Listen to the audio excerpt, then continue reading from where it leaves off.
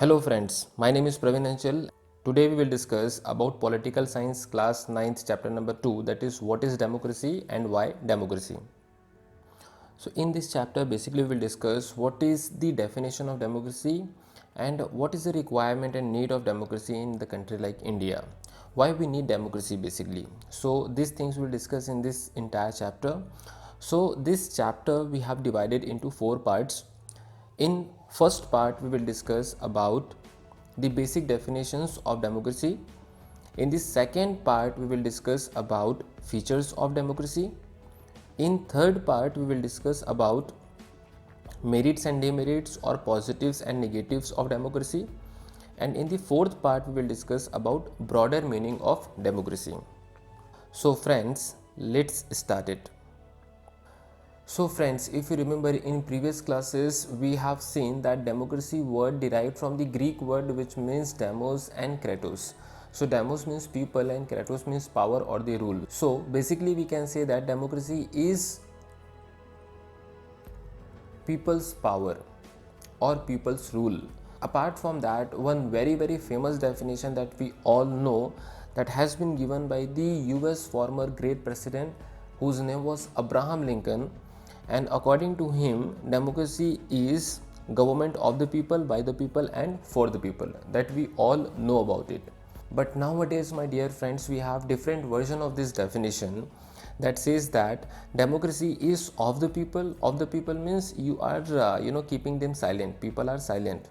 Far from the people means it is beyond the reach from the common people, and where they buy the people means where they purchase the people. So that is the different version that is very close to the ground reality. Now you comment it below and let me know how many of you are agree with this definition, that is a different version of the Abraham Lincoln's definition. Please comment below and let me know. Now the next one is this definitions has been given before many years, but the need, requirement, dimension and character of democracy is changing by the period of time. That is why we also need to do some certain changes in the definition of democracy also. Like when computer was invented, so basically it was used for the computational purpose. That is why the name has been given, that is computer. But today the computer is used everywhere. That is why we can say that words remain the same but their meaning can change with time. So the same thing is with democracy also, that one new simple definition is there of democracy, that is democracy is a form of government in which the rulers are elected by the people. Once again I am reading, democracy is a form of government in which the rulers are elected by the people. So if you will try to understand this definition, then here you will get 4 very important keywords. The first one is government, the second one is rulers, the third one is elected, and the fourth one is people. So here we need to understand about these 4 keywords very nicely before understanding this definition.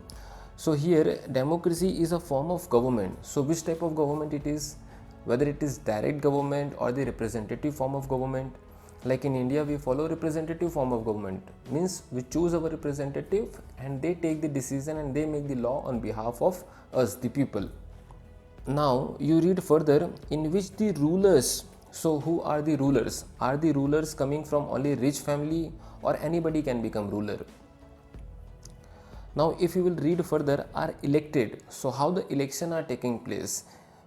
Is election is happening between only one political party, or there is 2 political party, or there is multi political party? How the elections are happening, that is also very important thing to know. Like in India we follow multi party system. Then the next one is people. So who will be people? People will be only upper caste, or they will be only lower caste, or they will be only Hindus, or they will be only Muslims.